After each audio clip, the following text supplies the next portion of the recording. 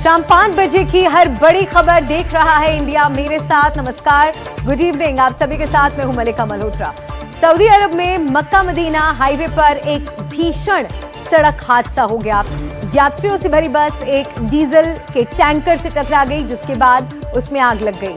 आइए आपको बताते हैं कि आखिर ये पूरा हादसा हुआ कैसे। नजर डालिए इस मैप पर, कैसे हुआ ये भीषण हादसा। बस मक्का से मदीना जा रही थी। ये आपको बस रूट यहाँ पर हम दिखा रहे हैं। मक्का से होते हुए मदीना यहाँ पर इस बस को पहुंचना था। 160 किलोमीटर दूर ये पूरा सफर तय करना था। बस की डीजल के टैंकर से यहाँ पर बीच रास्ते टक्कर हो गई और उसमें भीषण आग लग गई। इस हादसे में कई लोगों की जान चली गई है। बस में तेजी से आग फैलती चली गई। कोई भी यात्री बाहर निकल ही नहीं पाया।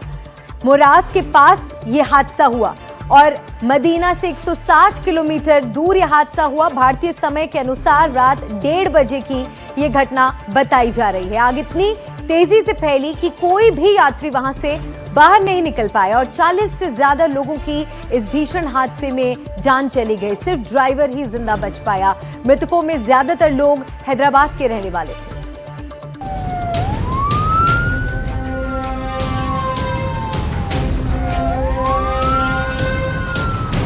ये भयानक तस्वीर सऊदी अरब से आई है। यहाँ एक भीषण हादसा हो गया जिसमें 40 से ज्यादा भारतीयों की मौत हो गई। सोमवार देर रात एक बस मक्का से मदीना जा रही थी। मदीना के पास बस एक डीजल टैंकर से टकरा गई। देखते ही देखते बस में भयानक आग लग गई। किसी भी यात्री को बाहर निकलने का मौका नहीं मिल पाया। मृतकों में ज्यादातर हैदराबाद के लोग शामिल हैं, जिनमें 20 महिलाएं और 11 बच्चे हैं। जानकारी के मुताबिक यह हादसा इतना भीषण था कि सिर्फ बस का ड्राइवर ही जिंदा बच पाया है। आपको बताते हैं कि कैसे यह पूरा हादसा हुआ। बस मक्का से मदीना जा रही थी। मदीना से 160 किलोमीटर दूर बस डीजल के टैंकर से टकरा गई और उसमें आग लग गई।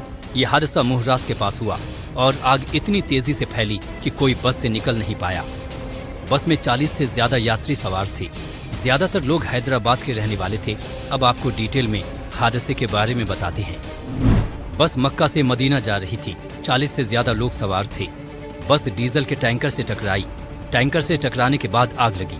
बस में तेजी से आग फैल गई। कोई भी यात्री बाहर नहीं निकल पाया। मुहरास के पास यह हादसा हुआ। मदीना से 160 किलोमीटर दूर यह हादसा हुआ। भारतीय समय अनुसार रात 1:30 बजे यह घटना हुई। मृतकों में 20 महिलाएं और 11 बच्चे शामिल हैं। हादसे में मारे गए लोगों के परिवार से एनडीटीवी की टीम ने बातचीत भी की है। मेरा साड़ू, मेरा साली का बेटा, 3 बेटियां, उनके बच्चे। 9 डेज हो गया था उम्रा को जाके। ऑलरेडी मक्के में उम्रा हो गया। रिटर्न मदीना को आते रात को 1:30 बजे 1:30 को एक्सीडेंट हो गया। गाड़ी पूरा ये होगा, जल गया होगा। क्या जानकारी मिली थी आपको? वैसे तो आपके यहाँ से 8 दिन पहले गए क्या? कितने दिन? 8 दिन पहले गए थे। अब फिर सैटरडे को रिटर्न आने वाले थे उन लोग मदीना से। रात को 1:30 बजे मदीना से 30 किलोमीटर दूर ये इंसिडेंट हो गया। क्या हुआ करके कुछ पता चला वहाँ? नहीं, वो एक्सीडेंट हुआ बोल के बोल रहे। बस उतना ही ऑयल टैंकर लाके बस को मार दिया, उतना ही हुआ। अभी पूरा क्लियरेंस कुछ भी नहीं मान हुआ। ऑलरेडी जो इनको भेजे उन्होंने भी सुबह एयरपोर्ट से मदीना को चले गए। उन्होंने पूरा उसका क्या है क्या नहीं पूरा डिटेल्स लेके शाम तक 6 बजे तक बोलते बोले। एक ही परिवार के 18 लोग उस हादसे में मारे गए। हैदराबाद में रह रहे उनके परिजन ने बताया कि हादसे के वक्त कई छोटे बच्चे भी वहाँ मौजूद थे। सिर्फ एक बच्चा है आप कह रहे हैं? अमेरिका में वो बच्चा अमेरिका में एक बच्चा है। वो लोग पढ़ने के लिए गए थे। वो एक ही बच्चा पूरा एक ही फैमिली का 18 आदमी मर गए। 9 बच्चे 9 बड़े। अब ये इंसिडेंट में सब में बड़ा हादसा हमारे हो गया। हमारे पब्लिक बहुत है, हमारे फैमिली बहुत है। क्या क्या नाम है आपको जैसे याद आ रहा है? आपके साली नसीरुद्दीन रिटायर्ड रेलवे एम्प्लॉय। उनका फैमिली अख्तर बेगम, उनके बेटे का नाम सलाउद्दीन, उनके बेटी का नाम शबाना, रिजवाना, आमिना की बच्ची है। और वो बच्चों के छोटे छोटे बच्चे हैं, 4 साल 5 साल 6 साल के। 10 बच्चे हैं बोले ना? 9 बच्चे हैं, 9 बड़े। और यूएस में जो बच्चा है उसके भी 3 बच्चे, उसकी फैमिली है, मामा है, पूरा फैमिली। घटना पर तेलंगाना के मुख्यमंत्री रेवंत रेड्डी ने गहरा दुख जताया है। उन्होंने राज्य के मृतकों की पहचान और उनके परिजनों को हर संभव मदद पहुंचाने के निर्देश दिए हैं। उन्होंने केंद्रीय विदेश मंत्रालय और सऊदी दूतावास से तालमेल बनाने को कहा है।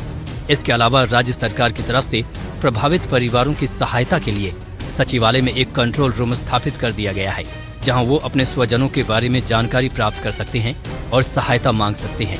सरकार ने 2 हेल्पलाइन नंबर जारी किए हैं ताकि परिजनों को तत्काल सहायता मिल सके। तो वहीं पीएम मोदी ने भी ट्वीट करके इस पूरी घटना पर दुख जताया है। प्रधानमंत्री मोदी ने सोशल मीडिया प्लेटफॉर्म एक्स पर लिखा, मेरी संवेदनाएं उन परिवारों के साथ हैं जिन्होंने अपने प्रियजनों को खो दिया है।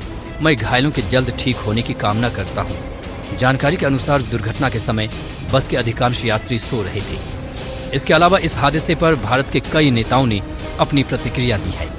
देखिए, जो भी यात्री भारत के हैं उनकी वो सुरक्षित रहें, सुरक्षित आ पाएं, उसके लिए जो है वो हमारा वहाँ जो मिशन है, जो हज काउंसलेट है, एम्बेसी है और प्लस यहाँ पर सरकार है, वो उस दिशा में संवेदनशीलता और गंभीरता के साथ काम कर रही है। और मेरी तो यही प्रार्थना भी है और सरकार से भी कहना है कि जो भारतीय हैं उनको सुरक्षित लाने की व्यवस्था करें। मैंने इन तमाम उम्रा पैसेंजर्स के दोनों ट्रैवल एजेंसी से वीजा डिटेल्स लेकर काउंसिल जनरल ऑफ इंडिया जिद्दा को और डीसीएम इंडियन एम्बेसी रियाद को और साथ ही साथ फॉरेन सेक्रेटरी को मैंने ईमेल किया है।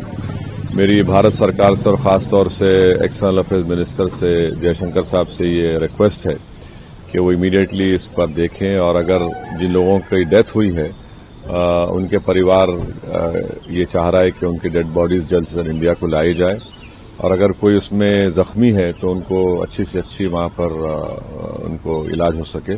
ये मैं रिक्वेस्ट करता हूं हमारे एक्सटर्नल अफेयर्स मिनिस्टर से और भारत सरकार से। भारत के विदेश मंत्री एस जयशंकर ने बस दुर्घटना पर दुख व्यक्त किया और कहा कि रियाद में भारतीय दूतावास और जिद्दा में वाणिज्य दूतावास पूर्ण सहायता प्रदान कर रहे हैं।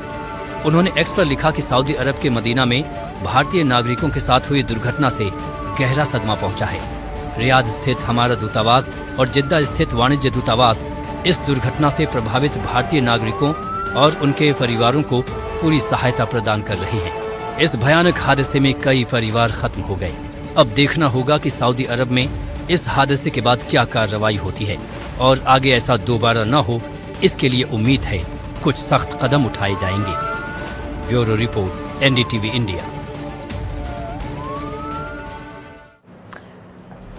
और आइए आगे बढ़ते हैं, अगली खबर का रुख करेंगे। दिल्ली के लाल किले के सामने I-20 कार में 10 नवंबर को हुए धमाके में एनआईए को बड़ी कामयाबी मिली है।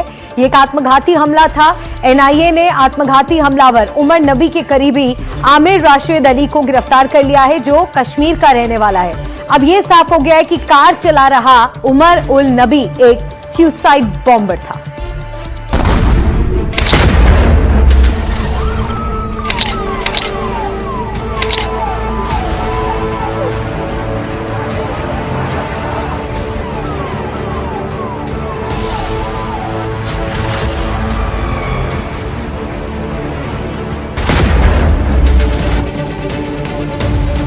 दस नवंबर को दिल्ली में लाल किले के पास हुआ धमाका एक सुसाइड अटैक था। सुरक्षा एजेंसियों ने आधिकारिक तौर पर इसकी पुष्टि की है। I-20 कार चला रहा डॉक्टर उमर उल नबी एक आत्मघाती हमलावर यानी सुसाइड बॉम्बर था। इस मामले में एनआईए को एक बड़ी कामयाबी मिली है। एनआईए ने आत्मघाती हमलावर उमर उल नबी के करीबी आमिर राशिद अली को गिरफ्तार कर लिया है। आमिर राशिद अली कश्मीर का रहने वाला है। आतंकी आमिर राशिद अली को रविवार को दिल्ली से गिरफ्तार किया गया था। फिलहाल एनआईए के स्पेशल कोर्ट ने उसे 10 दिन की हिरासत में भेज दिया है। आमिर किसके कहने पे आपने ये अटैक किया है? आमिर किसके कहने पे ये अटैक किया आपने? आमिर किसके कहने पे ये अटैक किया आपने? आमिर किसके कहने पे अटैक किया? आमिर किसके कहने पे अटैक किया? अरे छोड़ो ना। हमले में इस्तेमाल I-20 कार आमिर के नाम पर ही रजिस्टर्ड है। ऐसा बताया जा रहा है कि आमिर ने उमर के साथ मिलकर ही इस आतंकी साजिश को अंजाम दिया था। आखिर उमर का ये कश्मीरी दोस्त कौन है और धमाके के बाद कहां गायब हो गया था? आपको बताते हैं आमिर राशिद अली की पूरी कुंडली। गिरफ्तार आरोपी आमिर राशिद अली जम्मू कश्मीर के पंपोर का रहने वाला है। सबसे खास बात यह है कि जिस कार में आईडी लगाकर धमाका किया गया था वो कार आमिर के नाम पर रजिस्टर्ड थी। एनआईए ने दिल्ली में छापा मारकर आमिर को पकड़ा। इस मामले की जांच दिल्ली पुलिस से अपने हाथ में लेने के बाद एजेंसी लगातार इस आरोपी की तलाश कर रही थी। आमिर राशिद के परिवार ने बताया कि वो प्लम्बर का काम करता है। और उसके भाई को भी गिरफ्तार किया गया है, जिसका नाम उमर है। आमिर का भाई उमर इलेक्ट्रीशियन का काम करता है। परिवार का कहना है कि आमिर राशिद अली कभी दिल्ली गया ही नहीं, सिर्फ कार इनकी है और उसका भी रजिस्ट्रेशन जम्मू कश्मीर का है। इनके पिता की मौत कुछ साल पहले ही हुई थी। एनआईए को जांच में पता चला है कि इस पूरी साजिश को आमिर राशिद अली ने कथित आत्मघाती हमलावर उमर उन नबी के साथ मिलकर अंजाम दिया। आमिर राशिद अली की भाभी कुलसुम जान ने एनडीटीवी से बात करते हुए बताया कि वो कभी दिल्ली नहीं गया, वो प्लम्बर का काम करता है। मुझे पता ही नहीं था, हम क्या कहेंगे।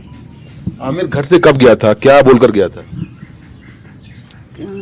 आमिर को 10 नवंबर को उन्होंने अरेस्ट किया है। अच्छा, बस उसके बाद हमें कुछ नहीं पता है। नहीं, यहाँ से आमिर कब गया था? जब पहले गया था यहाँ से दिल्ली के लिए, तो क्या बोलकर गया था? कब वो गया ही नहीं तो हम क्या बोलेंगे। अच्छा, जब वो गया ही नहीं तो। लेकिन गाड़ी तो उसने खरीदी थी और उसमें उसका फोटो भी है वहाँ गाड़ी के साथ में। वो हम नहीं जानते हैं कैसे है, कहाँ है, तो हमें उसके बारे में कुछ नहीं पता है। अच्छा, आमिर करता क्या है बेसिकली? प्लम्बर काम है। और ये डॉक्टर उमर, डॉक्टर मुजम्मिल के संपर्क में कैसे आया, कुछ जानकारी आपको? हम जानते ही नहीं है उनको। तो कभी यहाँ पर वो लोग आए थे? कभी नहीं, हमें परसों फोन पे देखा उनको। हम उनको जानते नहीं है। आमिर के परिवार ने यह भी कहा कि उन्हें नहीं पता कि वो फोन पर किससे बात करता था।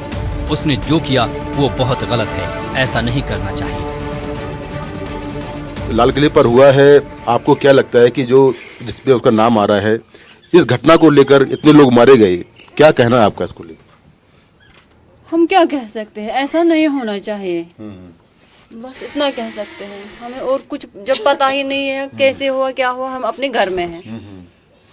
कभी आमिर किसी से फोन पर बात करता हो जब घर पे था? फोन पे तो सबके साथ बात करेगा, अपने नेबर्स के साथ, अपने रिलेटिव्स के साथ। अब क्या कभी कोई आपको एक्टिविटी लगी आपको? कोई कभी नहीं, कभी भी नहीं लगा। वो बहुत गलत है, जिसने भी किया, कैसे किया, वो गलत है। कोई पुलिस आपके यहाँ आई थी पूछताछ करने के लिए? एनआईए वाले कभी पूछताछ करने आए? परसों आए, उन्होंने पूछताछ नहीं किया, लेकिन उन्होंने हमें वो उमर जो है ना, उसका बड़ा भाई, वो परसों थाने वालों ने छोड़ दिया। फिर उसी दिन दूसरे दिन शाम को एनआईए वाले आए, फिर उन्होंने बोला उसको कल सुबह 8 बजे अटेंड होना वहाँ पे। सुसाइड बॉम्बर उमर उन नबी पुलवामा का निवासी था और हरियाणा के फरीदाबाद में अल फलाह यूनिवर्सिटी में जनरल मेडिसिन विभाग में असिस्टेंट प्रोफेसर था। परिवार कह रहा है कि आमिर कभी दिल्ली नहीं गया, लेकिन एनआईए के मुताबिक उमर का सहयोगी आमिर विशेष रूप से दिल्ली आया था ताकि धमाके के लिए कार खरीदी जा सके। यही कार बाद में vehicle borne improvised explosive device में बदल दी गई। आमिर राशिद अली के साथ साथ उसका परिवार भी जांच के दायरे में है। जम्मू कश्मीर पुलिस और एनआईए ने आमिर के भाई उमर राशिद को भी डिटेन किया हुआ है और उससे लगातार पूछताछ की जा रही है। पुलिस पता लगा रही है कि आखिर ये लोग जैशे मोहम्मद के मॉड्यूल के संपर्क में कैसे आए। फॉरेंसिक जांच से ये भी पुष्टि हुई कि कार चलाने वाला मृत ड्राइवर उमर उन नबी ही था। एनआईए ने उमर उन नबी की एक और कार भी जब्त की है। फिलहाल इस वाहन की गहन जांच चल रही है ताकि ये पता लगाया जा सके कि इसे इस साजिश में कैसे और कितना इस्तेमाल किया गया था।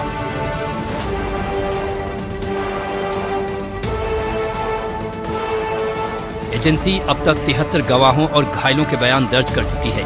कई तकनीकी और डिजिटल सबूत भी मिले हैं जिनका विश्लेषण किया जा रहा है। सवाल कई हैं कि क्या ये साजिश सिर्फ इन्हीं 32 आतंकियों ने रची थी या इसके पीछे कोई बहुत बड़ा मॉड्यूल था? क्या और भी लोग थे जो इस धमाके के पीछे थे? उमर मोहम्मद डॉक्टरों के एक ऐसे उग्र समूह का सदस्य था जो मैसेजिंग ऐप टेलीग्राम पर एक दूसरे से जुड़े हुए थे। तो क्या इस साजिश में और भी लोग शामिल हैं? फिलहाल जांच एजेंसी इन्हीं सब सवालों के जवाब ढूंढने में लगी हुई है।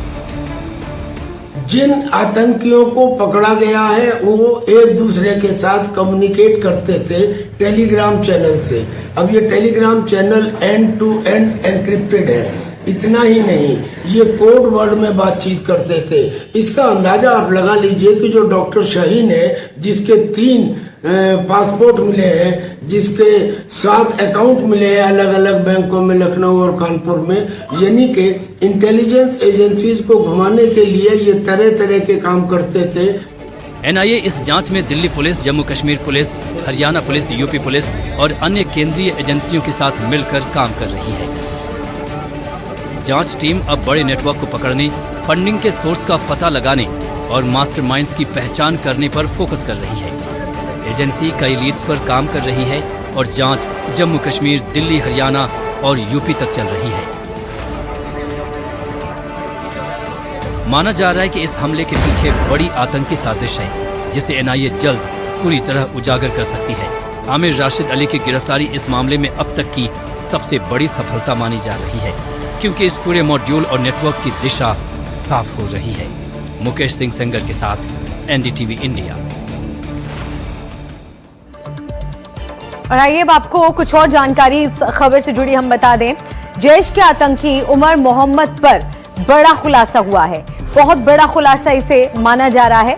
दरअसल सुरक्षा एजेंसियों के पुख्ता सूत्रों ने एनडीटीवी को बताया कि जैश का आतंकी उमर मोहम्मद एक शू बॉम्बर हो सकता है।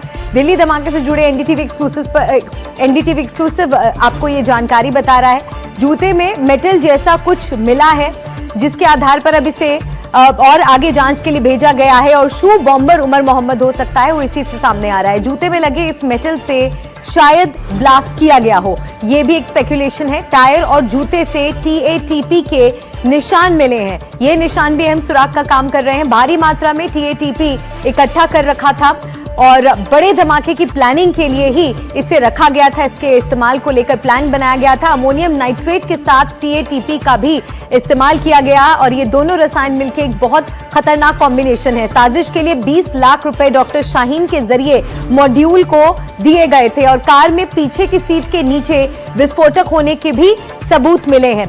तो इस धमाके में लगातार जांच हो रही है और एनडीटीवी को एक्सक्लूसिव जानकारी मिली है। ज्यादा जानकारी दे रहे हैं हमारे सहयोगी मुकेश सिंह सेंगर। जो एनआईए है और दिल्ली पुलिस है इस पूरे मामले की जांच में लगी हुई है और हमें टॉप सोर्सेज से जानकारी मिली है कि जो आतंकी उमर मोहम्मद था, जो i-20 कार को चला रहा था, वो शू बॉम्बर हो सकता है, क्योंकि जो i-20 गाड़ी है, गाड़ी की ड्राइविंग सीट के नीचे से पुलिस ने एक जूता बरामद किया है। इस जूते में कुछ मेटल है और उसके अलावा टीएटीपी जो विस्फोटक होता है वो भी वहां पर पाया गया है। तो इससे ये साफ है, लगता है कि आतंकी शू बॉम्बर हो सकता है। शू बॉम्बर बेसिकली होता ये है कि जो जूता होता है उसमें एक बेल्ट लगानी होती है और बेल्ट के साथ कुछ विस्फोटक वहां पर होते हैं और पूरे बॉम्ब का जो कंट्रोल होता है, जो रिमोट कंट्रोल होता है, वो जूते के अंदर होता है। जैसे ही जूते को आप दबाएंगे तुरंत ब्लास्ट हो जाएगा। तो अभी तक की जांच के हिसाब से ऐसा लगता है कि जो उमर मोहम्मद है वो शू बॉम्बर हो सकता है और इसको लेकर लगातार जांच चल रही है। वहीं जांच में ये बात भी सामने आई है कि गाड़ी के अंदर टीएटीपी जो विस्फोटक था उसके सैंपल्स भी मिले हैं और जांच में ये मालूम चला है कि आतंकियों ने टीएटीपी बड़ी मात्रा में स्टोर करके रखा हुआ था जैश ए मोहम्मद के मॉड्यूल ने। जी, दिल्ली ब्लास्ट के बाद एक खास किस्म के केमिकल अमोनियम नाइट्रेट की बहुत ज्यादा चर्चा हो रही है, जिसका इस्तेमाल आतंकियों ने अपने घातक मंसूबों को अंजाम तक पहुंचाने के लिए किया। आइए आपको बताते हैं कि आखिर ये खतरनाक केमिकल क्या है और इसका गलत इस्तेमाल कितना नुकसान पहुंचा सकता है। सर, अमोनियम नाइट्रेट क्या कंपाउंड है, कैसे दिखता है वो और कितना ज्वलनशील पदार्थ है? अमोनियम नाइट्रेट जैसा कि पकड़ा गया अभी है 2900 किलोग्राम फरीदाबाद में। तो अमोनियम नाइट्रेट एक केमिकल कंपाउंड है जो वाइट क्रिस्टलाइन फॉर्म में अवेलेबल है। जैसा कि यहाँ आप देख सकते हैं कि अमोनियम नाइट्रेट है, ये वाइट क्रिस्टलाइन फॉर्म में है। अल्ट्रा प्योर फॉर्म में अगर ये होगा तो ये कलरलेस होगा, इसका कोई कलर नहीं होगा, ट्रांसपेरेंट होगा दिखेगा आपको। लेकिन यहाँ पे क्योंकि लैबोरेटरी सप्लाई है तो बहुत ज़्यादा प्योर फॉर्म में अवेलेबल नहीं होता है, तो यहाँ पे ये वाइट क्रिस्टलाइन फॉर्म में अवेलेबल है। अमोनियम नाइट्रेट के बारे में जैसा हम जानते हैं कि हाईली एक्सप्लोसिव कैटेगरी में आता है, सेकेंडरी एक्सप्लोसिव की कैटेगरी में आता है और ये हाईली ऑक्सीडाइजिंग एजेंट है। लेकिन इसको अकेले इटसेल्फ ये खुद से ब्लास्ट नहीं कर सकता है। अगर हम कहें कि अमोनियम नाइट्रेट रखा हुआ है और उसमें हल्की सी चिंगारी लगा दें तो ब्लास्ट करेगा, तो ऐसा नहीं होगा। इसको ब्लास्ट करने के लिए हमें बहुत ज़्यादा बहुत ज़्यादा हाई टेम्परेचर जरूरत पड़ती है। अराउंड 180 डिग्री सेल्सियस का टेम्परेचर हमें ज़रूरत पड़ेगा इसको बढ़ाने के लिए। साथ में अमोनियम नाइट्रेट के साथ हमें कुछ और कॉम्बिनेशन हमें लगाने होंगे, जैसे कि फ्यूल ऑयल है, जैसे ANFO में यूज़ होता है अमोनियम नाइट्रेट फ्यूल ऑयल, जहाँ पे हम डीजल ऑयल को मिक्स करते हैं इसके साथ, तभी एक्सप्लोसिव मटेरियल बनता है। डॉक्टर प्रशांत, नाइट्रिक एसिड और अमोनिया मिक्स करेंगे जिससे अमोनियम नाइट्रेट का जो हम प्राइमरी फॉर्म है वो बनाएंगे। तो पहले हम इसमें अमोनिया ऐड करेंगे, थोड़ा सा few drops of ammonia, we have taken few drops of ammonia हमने डाला है इसमें, और उसके बाद हमने जो नाइट्रिक एसिड की कॉन्सेंट्रेटेड फॉर्म है, इसे भी बहुत ध्यान से इस्तेमाल करना पड़ता है क्योंकि क्योंकि काफ़ी ज्वलनशील है, और अगर ये कपड़े वगैरह के ऊपर या स्किन के ऊपर आएगा तो आपको कॉरोजन करेगा। आप देख सकते हैं कि अभी भी इसमें से कैसे धुआं निकलना शुरू हो गया है। तो ये बहुत ही ज़्यादा एक्सोथर्मिक है, बहुत ही केमिकल रिएक्शन बहुत फास्ट होती है और हीट भी प्रोड्यूस करता है। अगर आप देखेंगे तो हीट भी हो गया है। आप दिखा पाए हमारे दर्शकों को तो कि किस तरह से नाइट्रिक एसिड और अमोनिया को हम मिक्स करते हैं तो इस तरह की रिएक्शन होती है। और लेकिन ये अभी कंप्लीट बना नहीं है, इसको हमें कंप्लीट बनाने के लिए हमें इसको क्रिस्टलाइन फॉर्म में बनाना पड़ता है। तो रिएक्शन कुछ हो रही है, हम देख रहे हैं यहाँ पर कि कैसे यहाँ पर रिएक्शन हो रही है, व्हाइट वेपर्स प्रोड्यूस हो रही है, हीट जनरेट हो रही है। इसको फाइल कंप्लीट करने के लिए लेबोरेटरी या फिर इसको क्रिस्टलाइन फॉर्म में कन्वर्ट करने के लिए इसको इवेपोरेट किया जाता है। इसमें हमें जांच में निकलकर सामने आ रहा है, जो हमें पता चल रहा है ये कि इसमें TAPT का इस्तेमाल किया गया था। ये क्या होता है, कैसे बनता है, इसके बारे में बताइए कि इसका इस्तेमाल अमोनियम नाइट्रेट के साथ क्यों किया गया होगा। TATP भी काफ़ी एक्सप्लोसिव मटेरियल है, काफ़ी खतरनाक एक्सप्लोसिव मटेरियल है, और जनरली इसका जो फुल फॉर्म होता है ट्राई परऑक्साइड होता है, और इसको भी बड़ी आसानी से लेबोरेटरी में बनाया जा सकता है। लेकिन TATP और जो ANF हो उसमें डिफरेंस ये है कि ये काफ़ी रिएक्टिव होता है, और इसकी जो पोटेंसी अगर हम कंपेयर करें TNT के साथ तो ये 80% इसकी पोटेंसी होती है। तो TATP भी हाईली रिएक्टिव है, हाईली अनस्टेबल है, हाईली अनस्टेबल है, और इसको एज ए इनिशिएटर और एज ए डेटोनेटर यूज किया जा सकता है विद अमोनियम नाइट्रेट। TATP की जो बेसिक चीज है, इनिशिएटर जो डेटोनेटर कह रहे हैं, वो कैसे बनता है? 2 केमिकल रखे हुए हैं सर, इसके बारे में बताइए। TATP को जनरली बनाया जाता है एसीटोन के मिक्सचर से। एसीटोन है जो जनरली हम नॉर्मली यूज़ भी करते हैं, डेली लाइफ में भी यूज़ होता है, और दूसरा है हाइड्रोजन परऑक्साइड।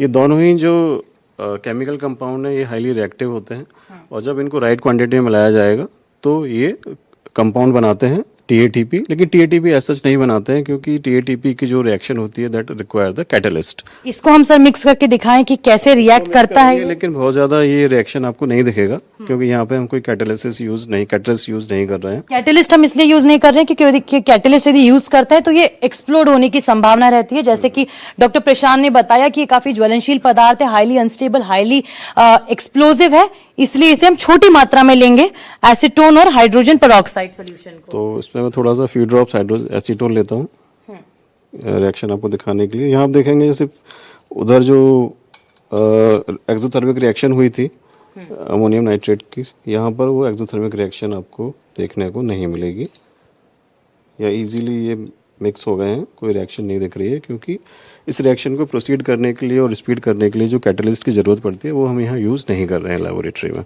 ये जो मिश्रण अभी बना है TATP का, ये बताइए सर, ये तो हालांकि बहुत प्राइमरी फॉर्म है, इसको यदि हम अमोनियम नाइट्रेट के साथ मिक्स करते हैं, जो हमने देखा सफ़ेद पाउडर के फॉर्म में मौजूद है, तो क्या होगा? तो अभी उतना रिएक्शन नहीं होगा जब तक ये कंप्लीट TATP, क्योंकि कंप्लीट TATP कंपाउंड अभी नहीं बना है। कंप्लीट TATP कंपाउंड बनाने के लिए हम कैटलिस्ट यूज़ करेंगे। जब ये कंपाउंड पूरी तरह बन जाएगा तब इसको अगर हम एज ए इनिशिएटर उसके साथ यूज़ करेंगे तो डेफिनेटली जो ब्लास्ट हुआ है वो हो सकता है इसी की वजह से हुआ अमोनियम नाइट्रेट के साथ। 2900 किलो का जो बरामद किया गया, उसको यदि अनफॉर्चुनेटली कहीं ना कहीं इस्तेमाल किया जाता तो कितना बड़ा रिएक्शन होता, क्योंकि दर्शकों हमने देखा एक छोटे से बीकर में, एक छोटे से टेस्ट ट्यूब में रिएक्शन किस तरह से हुआ, इतनी बड़ी सामग्री इस्तेमाल होती तो क्या होता? बिल्कुल, ये बहुत बड़ी साजिश का हिस्सा हो सकता है, और बहुत एक छोटे शहर को ये पूरा डिस्ट्रक्शन करने के लिए, तबाही करने के लिए काफ़ी था इतने बड़े अमाउंट में। अगर इसको छोटे छोटे टुकड़ों में डिवाइड करके यूज़ किया था तो भी एक बहुत बड़ा एरिया को ये कवर कर सकता था। और इसी के साथ यहाँ पर एक ब्रेक के लिए हम रुक रहे हैं। NDTV इंडिया पर खबरें लगातार जारी हैं, आप बने रहिए हमारे साथ।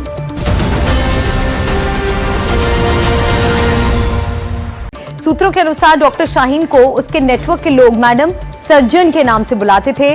उसका व्हाट्सएप डेटा खंगालने पर पता चला है कि 2 मोबाइल नंबर से उसे सबसे ज्यादा मैसेज और कॉल्स आते थे, लेकिन दोनों नंबर्स पर ना प्रोफाइल फोटो है, ना ही किसी की पहचान।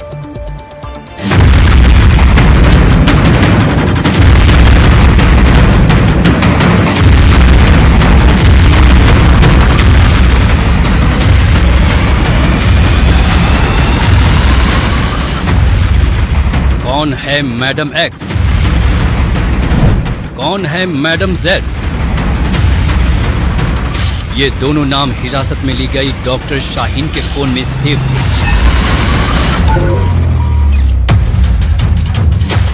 दिल्ली धमाके की जांच में रोज नए नए खुलासे सामने आ रहे हैं। अब पता चला है कि डॉक्टर शाहीन को नेटवर्क में मैडम सर्जन के नाम से बुलाया जाता है। उसके फोन में 2 रहस्यमयी नंबर मिले हैं जो कि मैडम एक्स और मैडम जेड के नाम से सेव थे। दोनों से सबसे ज्यादा कॉल और मैसेज आते थे। बातचीत में मेडिसिन और ऑपरेशन जैसे शब्दों का इस्तेमाल कोड वर्ड के रूप में किया गया।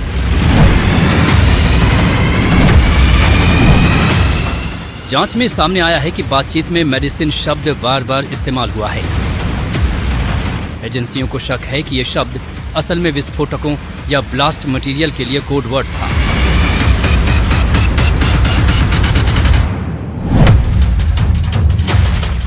ब्लास्ट के लिए मेडिसिन मैडम एक्स की ओर से आए एक मैसेज में लिखा था, ऑपरेशन के लिए मेडिसिन कम नहीं पड़नी चाहिए। सुरक्षा एजेंसियों का मानना है कि यहाँ ऑपरेशन शब्द का इस्तेमाल आतंकी हमले को दर्शाने के लिए किया गया होगा। दूसरा मैसेज मैडम जेड की ओर से आया था। इसमें लिखा था, मैडम सर्जन आप हमदर्द ऑपरेशन पर ज्यादा ध्यान दीजिए। एजेंसियों के मुताबिक ऑपरेशन हमदर्द नामक कोड वर्ड का इस्तेमाल महिला आतंकियों की भर्ती और ट्रेनिंग के लिए किया जा रहा था। अब तक जो जांच में सामने आ रहा है उसके मुताबिक डॉक्टर शाहीन के फोन में मैडम एक्स और मैडम जेड के नाम से 2 number save the. Doctor Shaheen के नेटवर्क में उसे मैडम सर्जन कहा जाता था। डॉक्टर शाहीन के पास मैडम एक्स और मैडम जेड नामों से सबसे ज्यादा कॉल मैसेज आते थे। इस बातचीत में मेडिसिन और ऑपरेशन जैसे कोड वर्ड होते थे। साथ बातचीत में हमदर्द ऑपरेशन का भी जिक्र हुआ था। सूत्र बता रहे हैं कि जिस नेटवर्क से डॉक्टर शाहीन जुड़ी थी, उस नेटवर्क के लोग उसे मैडम सर्जन बुलाया करते थे। मैडम सर्जन यानी डॉक्टर शाहीन का जो मोबाइल जब्त हुआ, उस मोबाइल में व्हाट्सएप खंगालने पर पता चला कि इस व्हाट्सएप पर 2 नंबरों से ज़्यादा चैट होती थी और ये जो 2 नंबर थे ये मैडम एक्स और मैडम जेड के नाम से सेव थे। अब ये मैडम एक्स और मैडम जेड कौन हैं जो डॉक्टर शाहीन को निर्देश दिया करती थी? वो भारत में हैं या विदेश की धरती पर बैठकर निर्देश जारी करती थी? ये कौन लोग हैं, किसके इशारों पर काम करते थे? ये सारे ऐसे सवाल हैं जिन सवालों का जवाब फिलहाल जांच एजेंसियां तलाशने में जुटी हुई हैं, क्योंकि डॉक्टर शाहीन जो कि इस पूरे नेटवर्क का एक अहम हिस्सा थी, जो जैश की महिला विंग की कमांडर थी, वो आखिर किसके निर्देशों पर काम कर रही थी, वो क्या ऑपरेशन किया करती थी? क्योंकि इस व्हाट्सएप चैट में एक शब्द है ऑपरेशन और एक शब्द है मेडिसिन।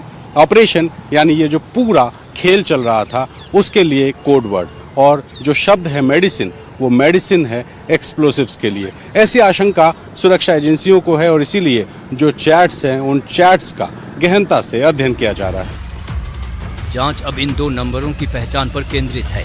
सुरक्षा एजेंसियां ये जांच रही हैं कि क्या ये दोनों महिलाएं किसी आतंकी मॉड्यूल की कोर मेंबर हैं, क्या ये विदेशी लिंक है या फिर दिल्ली और यूपी के फैले किसी स्थानीय स्लीपर सेल की संचालक। इन दोनों नंबरों की लोकेशन, कॉल रिकॉर्ड और पेमेंट पैटर्न खंगाला जा रहा है। शाहीन को मैडम सर्जन कहकर बुलाना, हमलों को ऑपरेशन, विस्फोटकों को मेडिसिन और भर्ती को हमदर्द ऑपरेशन कहना, ये साफ संकेत है कि नेटवर्क बेहद संगठित, पेशेवर और खतरनाक था। रणवीर सिंह के साथ एनडीटीवी इंडिया।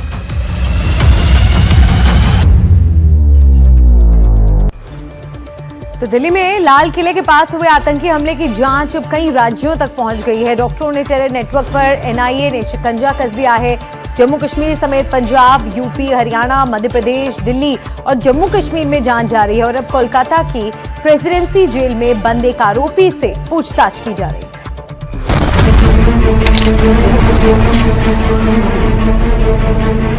10 नवंबर को हुए दिल्ली धमाके की जांच में अब एनआईए कई राज्यों में छापेमारी कर रही है। डॉक्टरों के पूरे टेरर नेटवर्क पर एनआईए नजर बनाए हुए है। लगातार कई राज्यों से डॉक्टर पकड़े जा रहे हैं, उनसे पूछताछ की जा रही है। इन राज्यों में पंजाब, यूपी, हरियाणा, मध्य प्रदेश, दिल्ली, जम्मू कश्मीर के साथ साथ अब पश्चिम बंगाल तक भी जांच पहुंच चुकी है। एनआईए कोलकाता की प्रेसिडेंसी जेल में बंद एक आरोपी से पूछताछ कर रही है। आरोपी साबिर अहमद पश्चिम बंगाल के नादिया जिले के पलाशीपारा इलाके का रहने वाला है। फिलहाल वो ड्रग्स से जुड़े एक मामले में प्रेसिडेंसी जेल में बंद है। जैश ए मोहम्मद के पैन इंडिया नेटवर्क की जांच जारी है। एनआईए और पुलिस करीब 6 राज्यों में छापेमारी कर रही है। कई लोग डिटेन किए गए हैं, जिसमें कई डॉक्टर भी शामिल हैं। पंजाब, यूपी, हरियाणा, मध्य प्रदेश, दिल्ली, जम्मू कश्मीर के साथ साथ अब पश्चिम बंगाल तक भी जांच पहुंच चुकी है।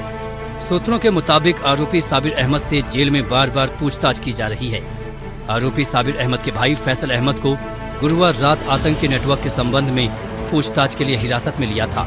माना जा रहा है कि भाई के आतंकी नेटवर्क से कथित संबंधों के बारे में जानकारी जुटाने के मकसद से अधिकारी लगातार साबिर अहमद से पूछताछ कर रहे हैं। तो वहीं दूसरी तरफ पाकिस्तानी आतंकी समूह लश्कर-ए-तैयबा का TRF जैश के आतंकी और दिल्ली के आत्मघाती हमलावर डॉक्टर उमरुन नबी के समर्थन में उतर आया है। इसे प्रचार पाने के लिए एक हथकंडे के तौर पर देखा जा रहा है। TRF ने उमर नबी की तारीफ करते हुए उसे श्रद्धांजलि दे डाली। जांच में ये भी सामने आ रहा है कि आतंकवादियों को हवाला के जरिए आतंकी संगठन जैश मोहम्मद ने पैसे भेजे थे। सूत्रों के अनुसार फरीदाबाद में आतंकी मॉड्यूल के खुलासे के दौरान पकड़े गए मुजम्मिल ने अधिकारियों को बताया कि डॉक्टर को 20 लाख रुपए मिले थे, जो संभवतः जैश मोहम्मद के एक हैंडलर से आए थे, जिसने हवाला के जरिए डॉक्टरों तक ये रकम पहुंचाई। NIA और जम्मू कश्मीर पुलिस ने पूरे देश में 15 से ज्यादा डॉक्टरों को डिटेन किया है और उनसे लगातार पूछताछ जारी है। इनमें से कई डॉक्टरों को पूछताछ के बाद छोड़ा भी गया है। पुलिस के मुताबिक ये जो पूरा डॉक्टरों का टेरर मॉड्यूल है, इसमें कॉन्स्पिरेसी करने से लेकर ब्लास्ट करने वाला भी डॉक्टर है, इसीलिए लगातार कई डॉक्टरों से पूछताछ चल रही है। श्रीनगर से कैमरा पर्सन शेख मोमिन के साथ मैं मुकेश सिंह सेंगर, NDTV इंडिया। देश की तमाम जांच एजेंसियां दिल्ली ब्लास्ट के हर पहलू को हर एंगल से तफ्तीश कर रही हैं और इस पर रहेगी हमारी नजर। इससे जुड़े लगातार बड़े खुलासे हो रहे हैं जो NDTV इंडिया अब तक पहुंचा रहा है। अब बढ़ेंगे आगे और बांग्लादेश से आज आई एक बड़ी खबर की बात करेंगे। बांग्लादेश की पूर्व प्रधानमंत्री शेख हसीना को मौत की सजा सुनाई गई है। ये सजा उन्हें बांग्लादेश के अंतर्राष्ट्रीय अपराध ट्रिब्यूनल ने सुनाई है। उन्हें जुलाई 2024 में छात्रों के आंदोलन के दमन के मामले में गुनहगार पाया गया है। उनके अलावा बांग्लादेश के पूर्व गृह मंत्री असदुज्मा खान कलाम और पूर्व पुलिस प्रमुख चौधरी अब्दुल्ला अल ममून को भी दोषी करार दिया गया है। ये फैसला आने से पहले ही बांग्लादेश में हिंसा और तोड़फोड़ का दौर शुरू हो गया था। आने वाले दिनों में इसके और भड़कने का अंदेशा है।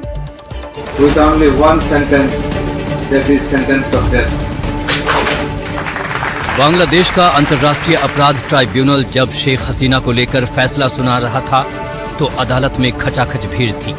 जैसे ही जज ने कहा 6 लोगों की हत्या के मामले में शेख हसीना को मौत के अलावा कोई और सजा नहीं दी जा सकती, हॉल तालियों की गड़गड़ाहट और लोगों के शोर से गूंज उठा।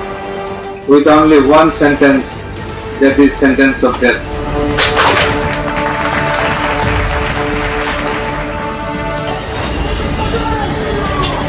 वैसे इस फैसले से पहले रविवार से ही बांग्लादेश में हिंसा और आगजनी के दृश्य नजर आने लगे थे। अवामी लीग के कार्यकर्ता तोड़फोड़ में लगे थे। दूसरी तरफ हसीना विरोधी धान मंडी में जमा थे, उनकी बची खुची विरासत नष्ट करने को तैयार। आखिरकार ढाका में प्रदर्शनकारियों को देखते ही गोली मारने के आदेश देने की नौबत आ गई। इधर बीते साल से भारत में रह रही शेख हसीना ने इस फैसले को नाजायज और बदनीयत करार दिया। NDTV को दिए अपने बयान में उन्होंने कहा, मैं खुद पर लगाए गए आरोपों से इनकार करती हूँ। बीते साल जुलाई अगस्त में जो मौतें हुई हैं उन पर मैं शोक जताती हूँ, लेकिन न मैंने न मेरे किसी नेता ने ऐसी हत्याओं का आदेश दिया था। मेरे खिलाफ फैसला धोखाधड़ी से बने ट्राइब्यूनल ने सुनाया है। इसे ऐसी सरकार ने बनाया जिसे लोकतांत्रिक मान्यता हासिल नहीं है। ये राजनीतिक तौर पर प्रेरित फैसला है। इससे उनके कातिलाना और जुनूनी नीयत का पता चलता है। शेख हसीना ने ये आरोप भी लगाया कि करोड़ों बांग्लादेशी यूनुस सरकार के समय दमन झेल रहे हैं। हिंदुओं और अन्य अल्पसंख्यकों का उत्पीड़न हो रहा है। महिलाओं के अधिकार दबाए जा रहे हैं और पत्रकारों को मारा जा रहा है। इससे पहले उन्होंने NDTV से बात करते हुए बांग्लादेश के बिगड़ते हालात का जिक्र किया।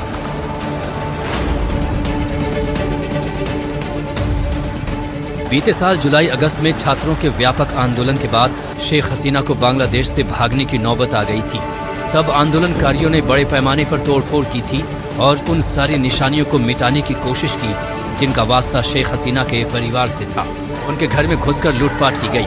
कभी बंग बंधु के तौर पर जाने गए शेख मुजीबुर रहमान की मूर्ति तोड़ी गई। उससे पहले प्रदर्शनकारियों से शेख हसीना ने सख्ती से निपटने का आदेश दिया। सुरक्षा बलों ने गोलियों का इस्तेमाल किया, जिसमें कई छात्रों की मौत हो गई। बांग्लादेश में हिंसा का ये सिलसिला अगले कई दिन जारी रहा। इसके निशाने पर हिंदू अल्पसंख्यक और उनके धार्मिक स्थल भी रहे। सवाल है, अब बांग्लादेश किधर जाएगा? बीते साल के हंगामे के बाद वहां नोबेल पुरस्कार विजेता मोहम्मद यूनुस को कार्यकारी राष्ट्रपति बनाया गया, इस उम्मीद में कि हालात सुधरेंगे, लेकिन अभी तक बांग्लादेश सुलग रहा है। अब अगले साल फरवरी में चुनाव का ऐलान किया गया है, लेकिन कम लोगों को उम्मीद है कि ये चुनाव कायदे से होंगे। सरकार ने वहां की सबसे बड़ी मानी जाने वाली पार्टी अवामी लीग को कुचलने में कोई कसर नहीं छोड़ी है। वैसे इस फैसले ने भारत के लिए दुविधा बढ़ाई है। शेख हसीना बीते साल अगस्त से ही भारत में रह रही हैं। बांग्लादेश कई बार कह चुका है कि भारत उन्हें वापस भेजे। अब बांग्लादेश उन्हें सजाए मौत का मुजरिम घोषित कर चुका है। अब भारत पर यह दबाव बढ़ सकता है कि वो शेख हसीना को अपने यहाँ जगह न दे।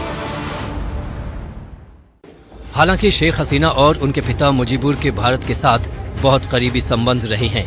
1971 में बांग्लादेश के मुक्ति संग्राम में भारत की भूमिका ऐतिहासिक रही। पाकिस्तान के 99,000 सैनिकों ने भारत के आगे आत्मसमर्पण किए, लेकिन बांग्लादेश का राजनीतिक इतिहास लड़खड़ाते लोकतंत्र और नेताओं की हत्या के इतिहास में बदलता रहा है। 1971 में बांग्लादेश के राष्ट्रपति बने शेख मुजीब के खिलाफ 1975 में सेना ने बगावत की। उनके पूरे परिवार को मार डाला, जिनमें मुजीब के अलावा उनकी बीवी, 4 बेटे, 3 बहुओं सहित और भी रिश्तेदार शामिल थे। तब 2 बहनें शेख हसीना और शेख रेहाना बच गई थी, क्योंकि ये दोनों बहनें तब जर्मनी में थीं। इसके बाद शेख हसीना ने भारत में शरण ली थी। 1977 में बांग्लादेश के राष्ट्रपति बने जियाउर रहमान की भी 1981 में हत्या कर दी गई थी। इसके बाद बांग्लादेश लौटी शेख हसीना कई बार प्रधानमंत्री बनी, लेकिन धीरे धीरे उनके खिलाफ गुस्सा बढ़ता गया। उन पर भी राजनीतिक दमन के आरोप लगे। 1971 के मुक्ति संग्राम से जुड़े लोगों के आरक्षण को लेकर अलग से हंगामा चला। शेख हसीना की सरकार इसी से पैदा हुए आंदोलन की भेंट चढ़ गई। सवाल है, क्या इस फैसले के बावजूद शेख हसीना को फांसी देना आसान होगा? क्या अंतर्राष्ट्रीय बिरादरी इसे खामोशी से देखती रहेगी? बांग्लादेश में अतिवादियों के बढ़ते दबदबे से दुनिया कैसे निपटेगी? भारत के लिए ये ज्यादा बड़ा सवाल है, जिसे पाकिस्तान की ओर से ऐसे ही हालात का सामना करना पड़ रहा है। एक और पाकिस्तान बनना भारत मंजूर नहीं कर सकता। तो ये एक पेचीदा कूटनीतिक मसला है, जिसे भारत बहुत सावधानी के साथ निपटाना चाहेगा। और देख रहा है इंडिया में खबरें और भी हैं, आप बने रहिए हमारे साथ, फौरन लौटेंगे।